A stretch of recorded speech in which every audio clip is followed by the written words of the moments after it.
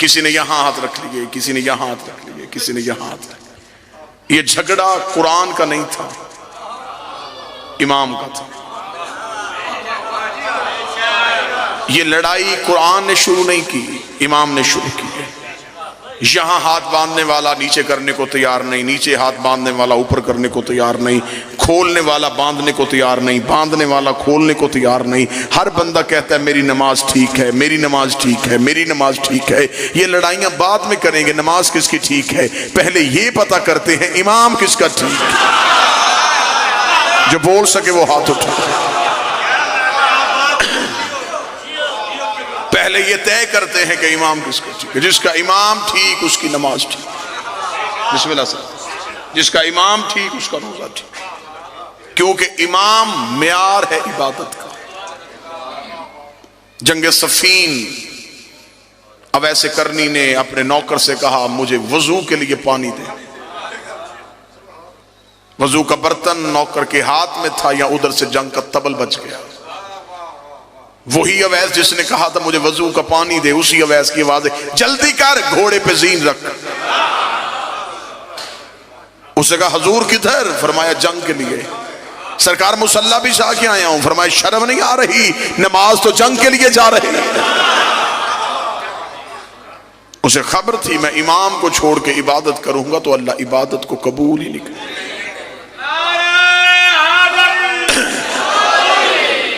جو نتیجہ دینا چاہتا ہوں وہ نتیجہ جیسے جیسے آپ توجہ کرتے جائیں گے نتیجہ قریب ہوتا جائے گا۔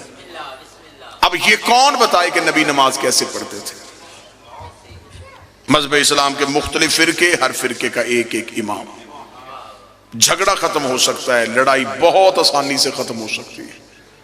جس نے جو امام لے کے آنا ہے ہم ماننے کے لیے تیار ہیں، لیکن کوئی اپنا امام نام سامنے رکھ کے بتائے کہ کیا اس کے امام نے نبی کو نماز پڑھتے دیکھا ہے؟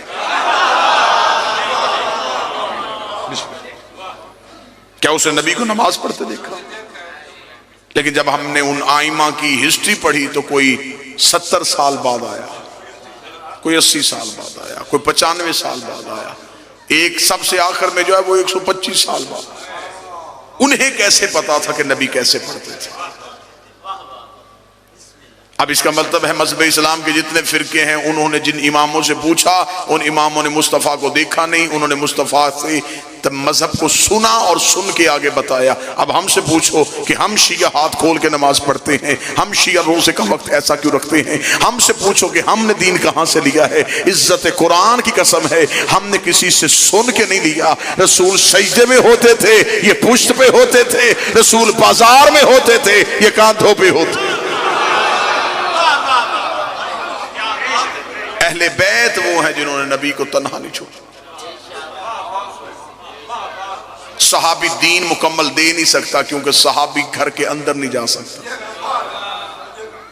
نبی کی بیویوں سے دین پوچھ نہیں سکتے اس لیے کہ وہ گھر سے باہر نہیں آ رہے۔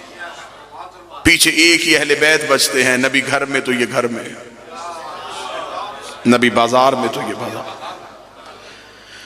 پہلا نتیجہ آسان ہو گیا، دوسرا اس سے بھی آسان ہو جائے گا اگر توجہ یوں ہی رہی۔ دوسری چیز ہے جس سے دین پوچھا جائے اس کا معصوم ہونا ضروری ہے۔ دین ہمیشہ معصوم بتاتا ہے۔